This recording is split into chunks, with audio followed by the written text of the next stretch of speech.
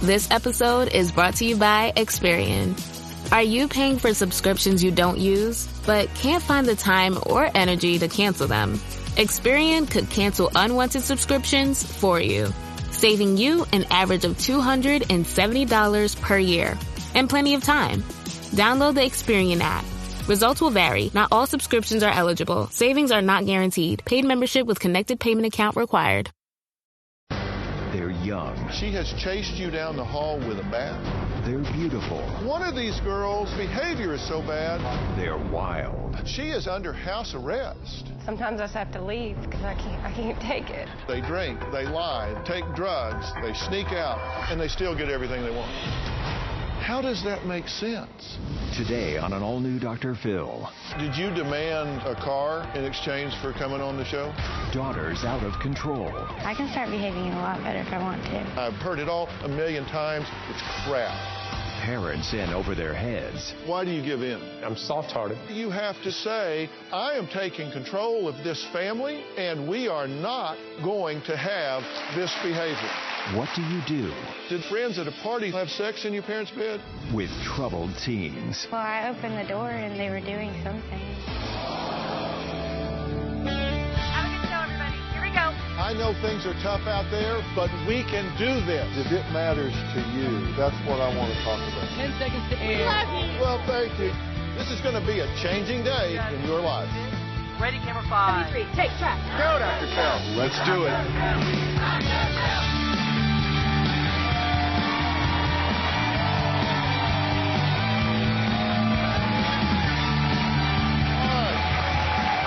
Well, they are smoking, they are drinking, they are speeding, they are popping pills, they're disappearing all night, and they're disrespecting their parents all day.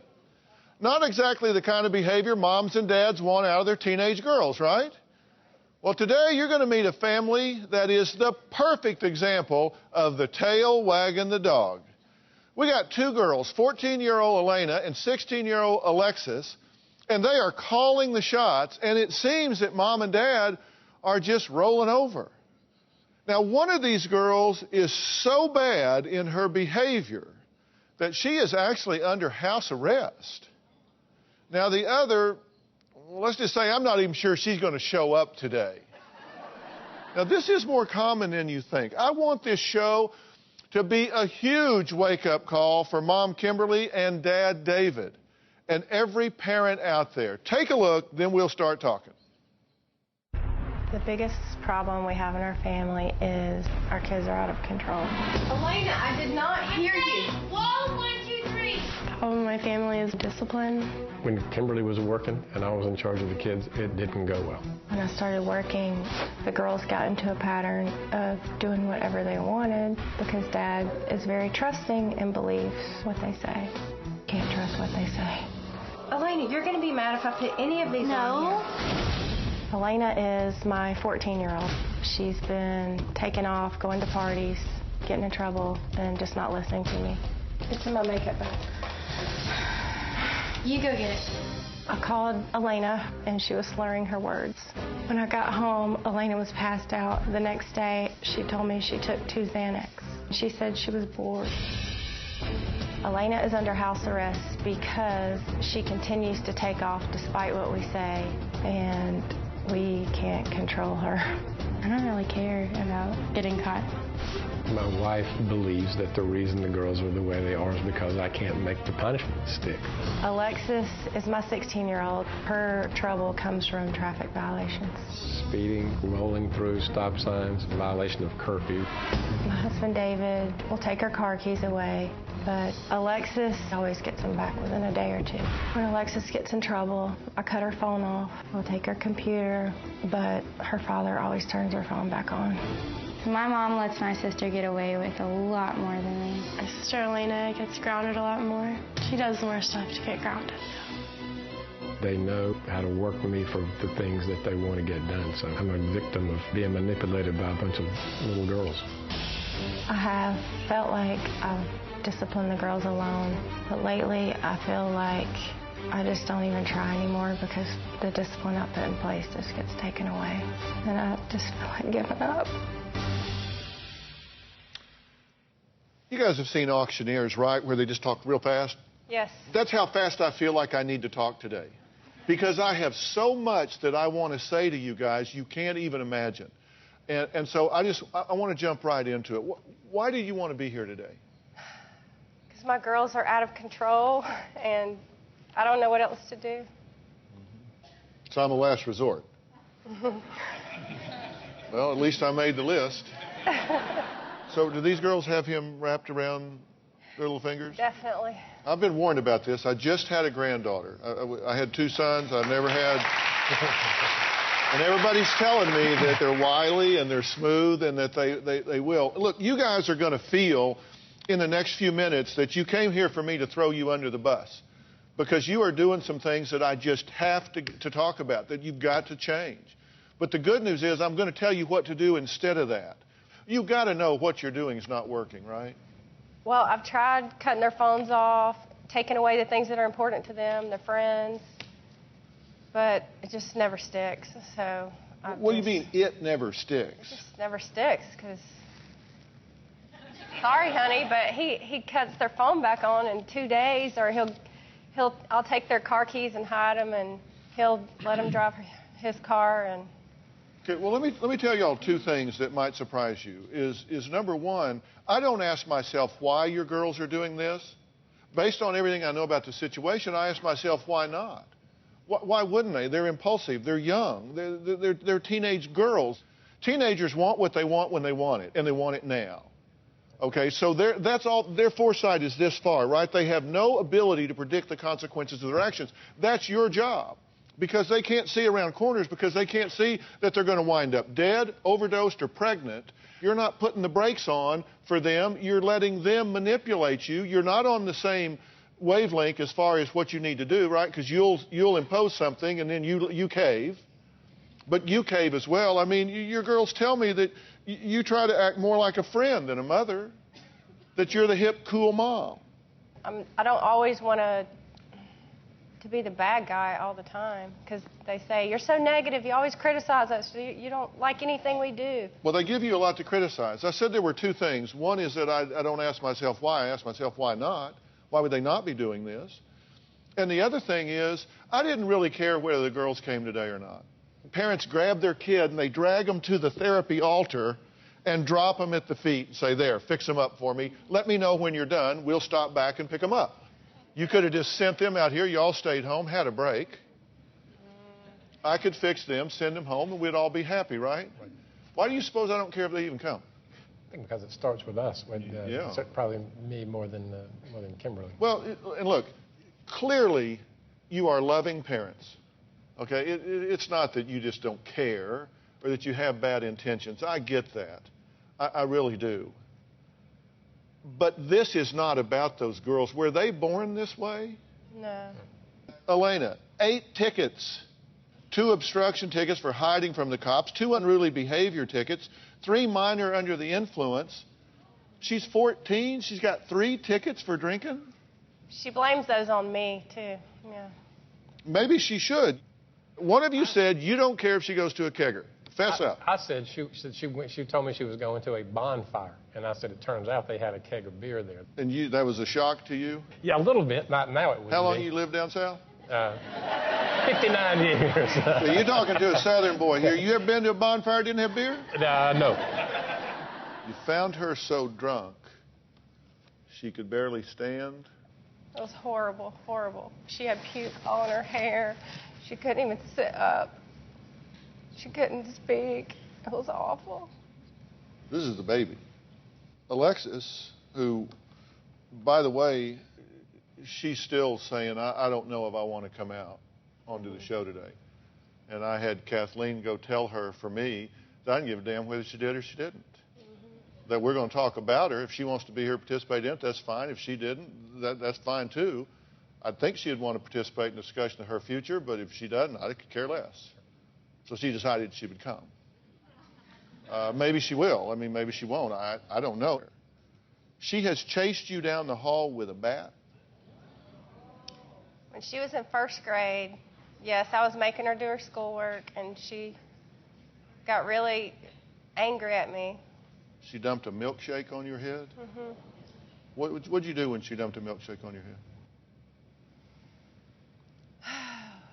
I had to breathe deep so I wouldn't hit her. But I didn't hit her. She poured water on your cell phone. Mm-hmm. This was in the same day. Yeah. Yes. Yeah, delightful. You actually sometimes sleep in the car. You've slept in the car because you didn't want to go in and deal with the chaos. Mm-hmm. So you're overwhelmed. Yes, I'm very overwhelmed. I don't know what to do. Let's talk about what we can agree about. Can we agree that something has to happen? They've taken drugs, right? Xanax? Yes. And drink? Yes. And they've mixed them? I assume they have. Because they were bored. Which one of these little dumplings was it that said she... It was Elena. It was Elena.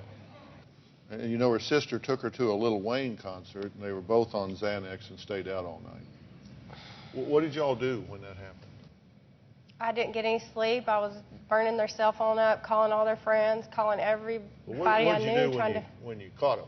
I gave them a drug test. And they failed it. Mm-hmm. And what'd you do? They've done so much stuff, it just all runs together. Doesn't even register. Okay, we got to take a break. David and Kimberly's daughters are backstage. One of them's been causing our producers huge headaches for days. And as for her parents, well, she asked them, she said, okay, I'm going to come, but you're going to have to buy me a car. Tell me you didn't buy the car. No. Yet. No. We'll be right back.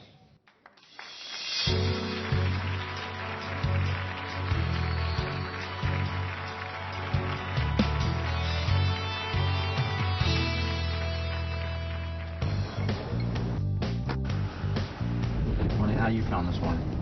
Good. I'm still not going on there. So you're not going to go on the show? Mm-mm. Why don't you want to go on the show? Because I don't want to. Good morning, you guys. Kathleen, it's Russell. Hey, listen, Alexis on the way over in the limousine was talking about that she didn't want to be on the show.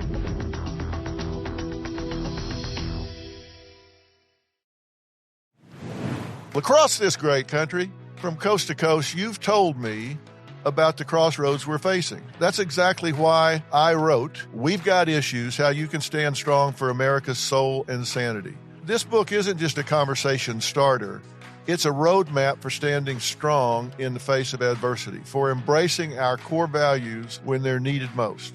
We're talking about real strategies for real people dealing with real issues, from navigating the complexities of today's polarized world to fortifying our families. And I set forth in the book 10 principles that I think are critical for a healthy society. This is not about politics.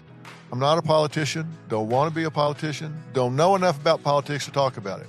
But I talk about every angle of life as we know it, from family and relationships to the burning issues that are shaping our world today. We've got issues. How you can stand strong for America's soul and sanity. And you'll find it anywhere books are sold. It's about time we start addressing what truly matters. On Oops the Podcast, join me, comedian Giulio Gallerati, as I examine everyday life, the mistakes, the bad decisions, the goals, the jokes, the social engagements, and all things in between. I'm joined every week by producer and personal confidant Ryan Lynch, various other comedians, for witty, candid, and intoxicating conversation. Our listeners love Oops for its sophisticated banter, aka your mom could listen, and many feel like they're in the room with us chopping it up with old pals. You can find every episode of this show on Apple Podcasts, Spotify, or YouTube.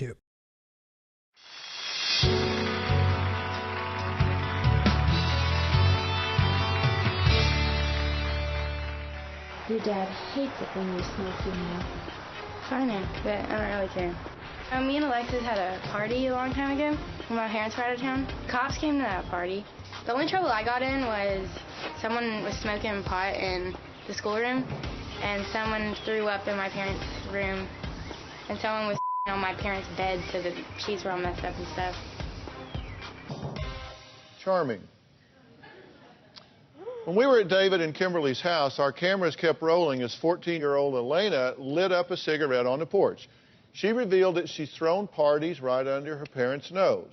Although she's still under house arrest, Elena was able to travel here with her parents today, along with her older sister, Alexis. Why do y'all think we're all here? We're not good kids. Are you a bully, Alexis? No, not really. Are you a manipulator? Sometimes. Did you demand a car in exchange for coming on the show? No, they just said they're not getting me one unless I come on. And you were trying to bribe her as well, right? Because you said to one of our producers, maybe if you could arrange a modeling shoot for her while she was there, then that would entice her to come. Really? Well, I was trying to get her any way I could to come out here. How do you feel about being here? Well, I need help, so. What help do you need? To not be so rebellious and. Do you drink? Sometimes. Do you do drugs? Not that much. That would be a yes? Yeah. And you smoke, and you're 14, but now you're under house arrest, and you've been in jail. Mm-hmm. And you said it was her fault. The problem with my parents is they're mean, annoying, they're always in my business, and they don't discipline me and my sister the same. I called my mom a bitch.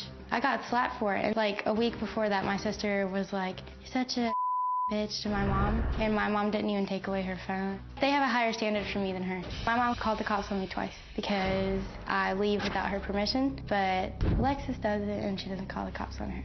You don't call the cops on your kids. I told her I was coming home. She still called her mommy. I walked down to my friend's house that was having a party. I was drinking liquor. I got locked up because I was under the influence, and no normal parent would do that because she doesn't need to put me in a bad situation like that. I wound up in juvenile detention center because I got arrested 2 weekends in a row, and I was already on probation because I got a possession of marijuana charge. When my mom came to visit me the first time, she just started bawling her eyes out, and I was like, "You need to suck it up because it's your fault that I'm in here." Everyone I know parties. I'm the only person that gets caught, and it's because of my parents. Well, they could have just grounded me or something. I would want my parents to leave me and Alexis the hell alone and, like, not care like half of our friends' parents don't. She showed up crying, but you said it was her fault that you were in jail. How was it her fault? Because she called the cops on me. If I rob a bank and somebody calls the cops and I wind up in jail, it's the fault of whoever called the cops. No. Me robbing the bank had nothing to do with it. This rude person called the cops on me, and so now I'm in jail. How dare they? Is that your logic? Let me know if I run a red light here. I'm trying to, you do that too, but you got your car sold because you had a lot of tickets, right? Yeah. You crashed the car in 2007. You've had a speeding ticket that you said was lost in the system, run a stop sign, curfew and rolling through a stop sign yet again. Most of those got dropped. And the first one I didn't run. They had it on camera. You still got them, though, right? Yeah. It's probably just a conspiracy. You put an alarm system on the house, right? Yeah. So if they left, you would know.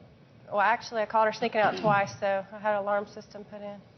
And what did y'all do? Turned it off. Do y'all have any respect whatsoever for your parents' right to tell you what you can do and what you can't do? Yeah. Well, looking at myself, I don't. Which one of them? All my friends. Which one of them did you tell not to get a tattoo? And did you get a tattoo? You didn't tell me not to. Yes, I did. And which one did you tell not to get a lip ring? A tongue ring, A tongue ring? And she got it anyway. She got it anyway? Mm-hmm. So what am I missing here? Because I'm just trying to assess the situation. I mean, it is what it is. It doesn't really matter what they say to you, right? I don't know. Things have gotten better. On the stage here, or? No, like for the past few months, things have gotten better. Really, that's why y'all felt the need to be here. All right, I got to take a break. We're going to find out why Mom blames Alexis for her younger sister's bad behavior. We'll talk about that when we come back.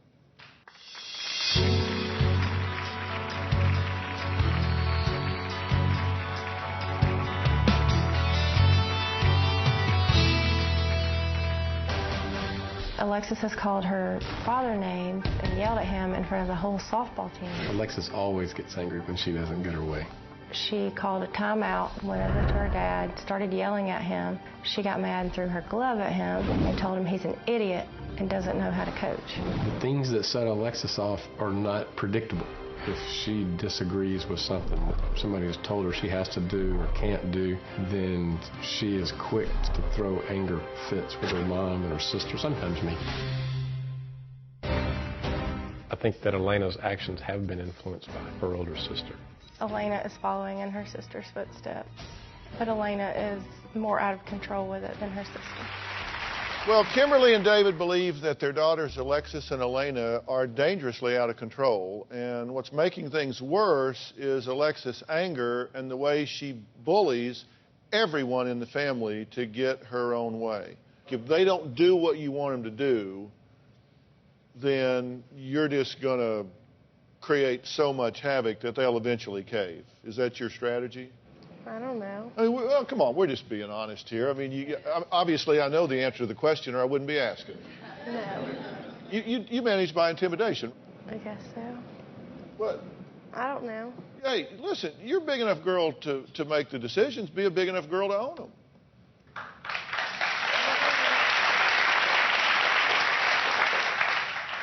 Is your dad a pushover? I guess. He's a nice guy. What do you think they say about you, Dad, when you're not around? They said, you know, we can, and they tell Kimberly, they said, we can really talk him, given time, we can talk him into anything. And why do you give in? I'm soft-hearted. I'm easily swayed about it. If you have a sad story, I'll listen to it. Let me characterize that for you as to how I think this really works. And you guys can listen to this. I don't mind. They're not going to like much of what happens from here on.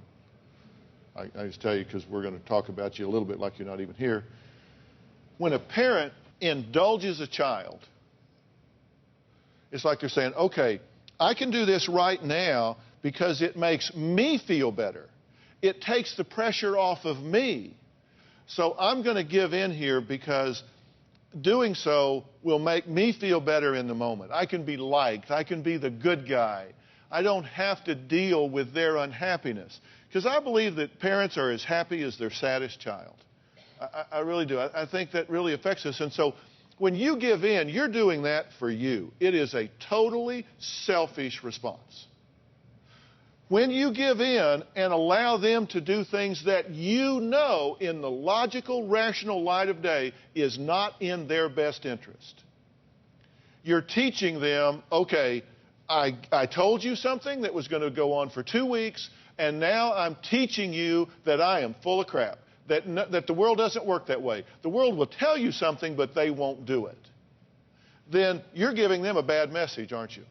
You're teaching them not to respect you, and you're teaching them a way the world doesn't work. Because when they go out and get a job or they go get in college, that teacher who isn't sad because they don't have their homework is going to give them an F. And they're going to be in shock because Daddy taught them that all you have to do is bat your eyes and whine a little bit and you'll get by. Are you capable of putting their interest ahead of your own? Yeah, I think that's where we have to get, yes, sir. Because that's what I'm saying that I don't think you've considered. When you do this, you're making them pay for your comfort. You're saying, I'm going to cripple you. I'm going to sabotage you so I feel better. Isn't that a selfish way to be? It is. You're not giving them something, you're taking something away. You're taking away the opportunity for them to grow up as self-sufficient young women who can self-police, self-control, set goals and attain them. You're taking all of those things away from them by allowing them to get what they want without earning it. They haven't showed themselves to be trustworthy. They haven't shown themselves to have integrity. They haven't shown themselves to be able to set and achieve a goal in a sustained sort of way, but you pay them off anyway. And that's not how the world works, right? No, not at all. And here's the deal. I think if kids perform at an A level, they should have an A lifestyle. But I think if they perform at a D level, they should have a D lifestyle. they do good work, they get good things. But if they don't do good work, they don't get good things. But that's not how it works at your house, is it? They have an A-plus lifestyle with a D-minus behavioral set, right? They sneak out, they drink, they lie, they bully, and they still get everything they want. How does that make sense? It doesn't. What do y'all think about that? I don't know. You'll be a mother someday, and if you don't get this under control, sooner than later. Could be very, very soon. Did you fake a pregnancy? No. Did you test positive? Yes. It just went away? What do you think? No comment. What do you mean no comment? We're here to comment. I mean, I don't want her to get mad at me. I didn't do anything.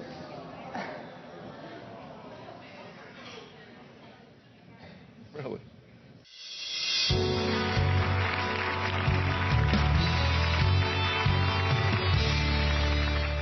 I think it was the first time she'd ever drank. I got a phone call from her friend's mother saying that she found Elena. She was so drunk. And I went over there to pick her up. She couldn't even sit up. She was passed out. She wouldn't wake up. It just makes me cry because she scared me so much. David and Kimberly say that they've just lost control of their teenage daughters, Elena and Alexis. We were just talking, and I asked you a question. I said, how did she test positive for pregnant and then just wasn't? And you said, well, I don't want to say because I don't want to make her mad. Well, you don't have to live with her, I do. And it's very difficult to live with her when she's angry because I can't handle it. I just can't handle it.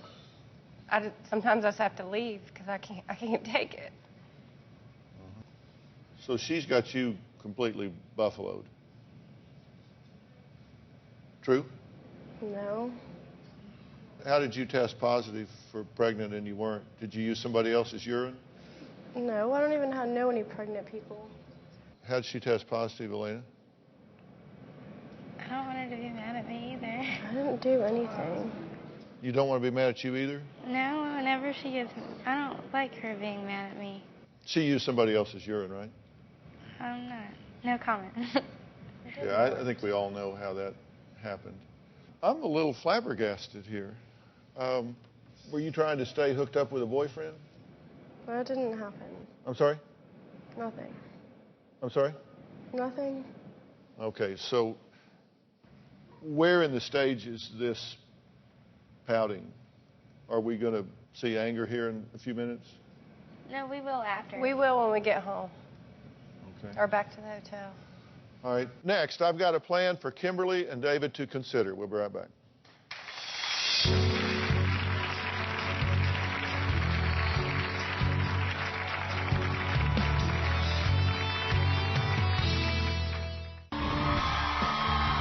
If you would like to purchase a tape or transcripts of your favorite Dr. Phil show, please log on to drphil.com or call 866-4-DR-PHIL. That's 866-437-7445. 866-437-7445. You're a podcast listener, and this is a podcast ad. Reach great listeners like yourself with podcast advertising from Libsyn Ads. Choose from hundreds of top podcasts offering host endorsements, or run a reproduced ad like this one across thousands of shows to reach your target audience with Libsyn Ads. Go to libsynads.com now. That's LIBSYN ads.com.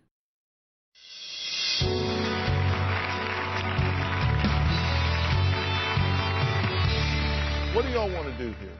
I mean, it's very obvious to me that you have to have a completely different approach to what's going on here. It's what I call commando parenting. I think you are on the brink of a crisis. And I think you have to decide that you're either going to do your job as parents or you're not. You're in a power struggle here. And see, here's my philosophy with kids. I think you avoid confrontation every step of the way that you can. But if they decide that they want to do that differently, if you do have a confrontation, do not lose. Do not lose. And commando parenting, to me, means that you make a commitment to totally immersing yourself into the plan. And let me tell you how radical my thinking is about this, Dad.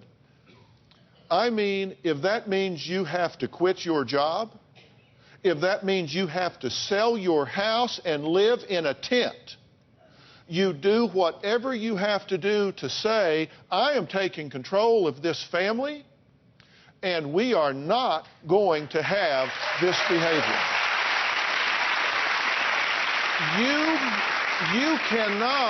You cannot leave her to deal with this because you want to be the nice guy. You're overwhelmed. She is overwhelmed here. She's saying, I got nothing. And the second thing you got to do is you gather the army. And if you guys are the team, then you need to fall back and say, look, we got a job here. It is our job to deliver them to adulthood safe and sound, hopefully educated and prepared for the next level. And we're not doing that.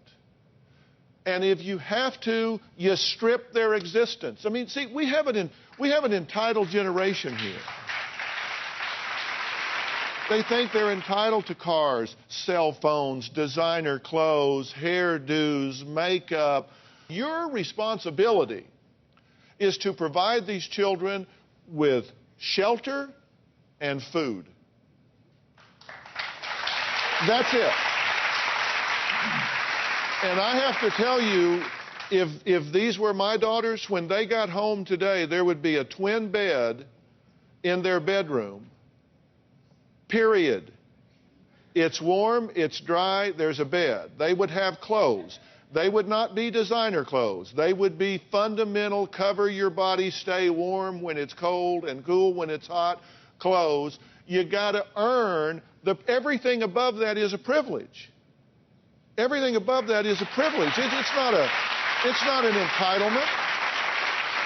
And you don't back down. You make clear what is forbidden behavior. And when they choose the behavior, you choose the consequences. If you girls were going home with me, I promise you, you could do drugs or drink one time. And then I would take you out of the game. If you don't have the wherewithal and the ability for them to function, then they need to be somewhere that is highly structured, somewhere that rolls them out of the bed at 6:30 in the morning, somebody that puts them in class until the work is done, somebody that does what has to be done. When they choose the behavior, they choose the consequences. You may say, oh, I just feel terrible. I've sent my girls to this highly structured school. But you know what? You're doing your job. You may not be popular, but you're doing your job. And that's what has to happen. And failure to enforce consequences, you'll sabotage their development. You put them in control. You put them in control. You say, you do this, you get that. You do this, you get that. You do this, you do that. That way it's up to them. It's not you deciding whether they have a television in the room or not. They decide that by their conduct. That's up to them. And you got to be prepared for war. If they run, get the police. I would rather have them safe in jail than at risk on the street. You have to be prepared to do what you have to do to get this under control. And you have to reward good behavior. I always told our boys, I said, look, you guys can earn more than you could ever cheat and steal. You can get more out of Robin and I by doing a great job than you're ever going to be able to sneak around and do. And this is the good news for y'all. You guys can have more than you could ever hope to manipulate or bully out of your parents, if you're just willing to do what you have to do. That's not going to include drinking and alcohol. That's against the law. Neither one of you are drinking age. Both of you drink. Neither one of you have prescriptions to be taking the medications you're taking. And they'll mix those, and you will find them dead. Now, I don't care how much you want to feel liked. Your job is for them to not wake up dead from mixing drugs and alcohol because they don't know any better. Because they don't know any better. So I probably look like a crazy man to y'all, but I'm trying to give you a wake-up call. I'm trying to tell you what needs to happen here. So what y'all want to say? No, you're right. You're right. That's exactly what needs to happen. Most of the kids in the world today are lucky to be warm and dry. And these girls flaunt. They don't appreciate what you give them. It's obvious. They don't respect you. She's standing on your porch, smoking a cigarette, talking about her friends at a party, throwing up in your bed. Did these people have sex in your parents' bed? Well, I opened the door and they were doing something, but I don't know if they were doing that or not. Well, you told our producer on the porch they were having sex in the bed. I'm pretty sure I opened the door and I saw something, but then I shut it again because... Why would you allow people I didn't allow to even it. It just be happened. in our house like that? It just happened because you allowed... Did you invite these people over? Yes. And you let them go in your house and you let them get in your parents' bed? I didn't know they were up there. We were at a church marriage retreat at the time. Does that not just not enrage you? It does. But you're afraid you're going to hurt her feelings because she needs her cell phone. Because, Dad, I need it because we're doing homework and I have to call somebody who's in the study group. If I don't have a cell phone, then I can't call the study group, and I got to have it so I can do it. I've heard it all a million times. It's crap. It's crap. It's time to say we're not going to do this anymore. These are delightful young women. They are intelligent. They're gorgeous girls. You know, power corrupts. And absolute power corrupts absolutely. And you have given these girls a power that they are not mature enough to handle. You've got the tail wagging the dog. It's not fair to them. It's not fair to them. You have a crisis situation on your hands. This is something that calls for immediate and dramatic intervention. Are they up to it? And if they're not, what's the alternative? There are two possibilities. I'm going to tell you what they are when we come back.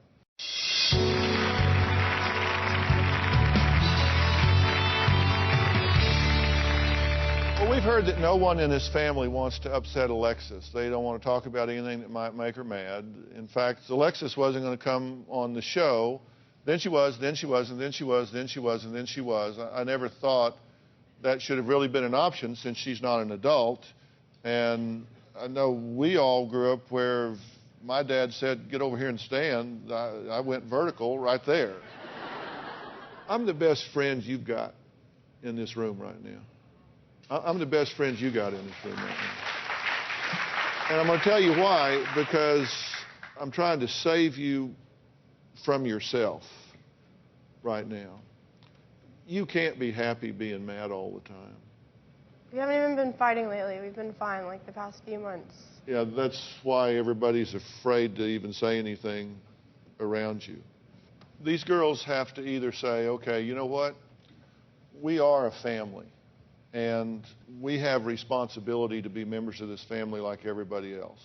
And we're going to participate and do what we need to do so everybody can have a peaceful, happy existence.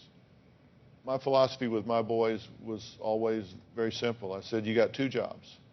One is to get educated, and number two was to have a damn good time doing it. I said, you should be joyful. You should be happy. You should be having fun every day. If you're not having fun every day, you're not managing your lives very well. You know, have fun, but get yourself prepared.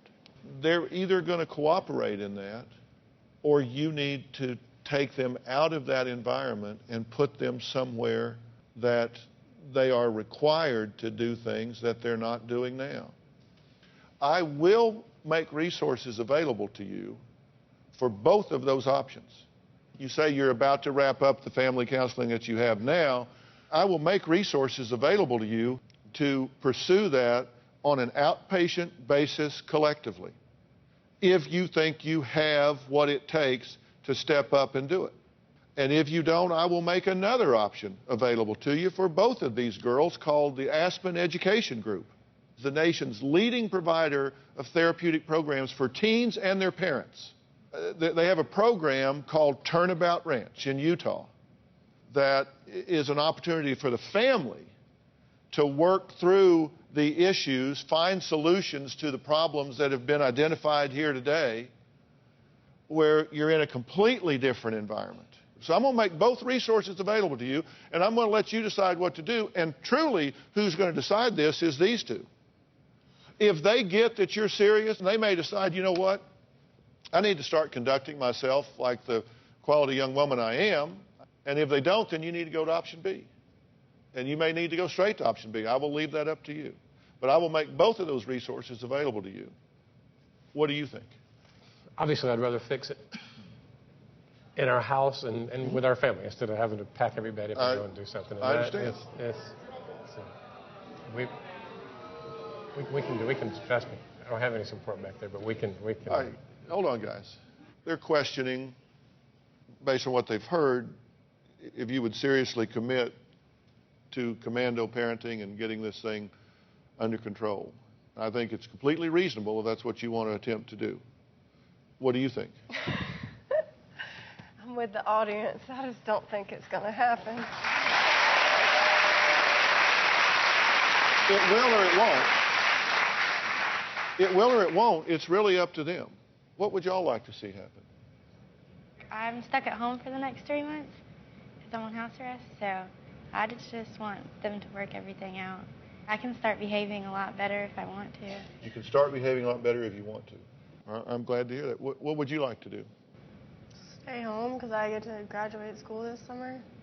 Are you willing to cooperate and participate in a plan to get everybody? This isn't all just about you. There are other people involved to work on something where everybody gets what they want. Yeah. I think it's mostly me. I'm not a fool. If I don't change, none of this stuff is going to work. Well, that is true. But let me again be very clear. You are obviously a very loving, well-intended parent here. But you owe it to these girls to turn this around. Give them a chance. They've gone down a bad road here. It's like they're lost in the woods. You've got to lead them out of this. I've said many times on this show, teenage brains aren't through growing yet. And their reasoning centers, their ability to predict the consequences of their actions is one of the last things that fill in the frontal portions of the brain. You have to see around corners. Give them a chance. Try one way. If it doesn't work, you have the other option. It's not, you don't have to pick either or. Okay. We will make these available to you, but I'm telling you, it's up to them. And if you get attitude and you get a behavior that is not right, then you need to do what you have to do to turn this around. Fair enough? Yes, sir. We'll be right back.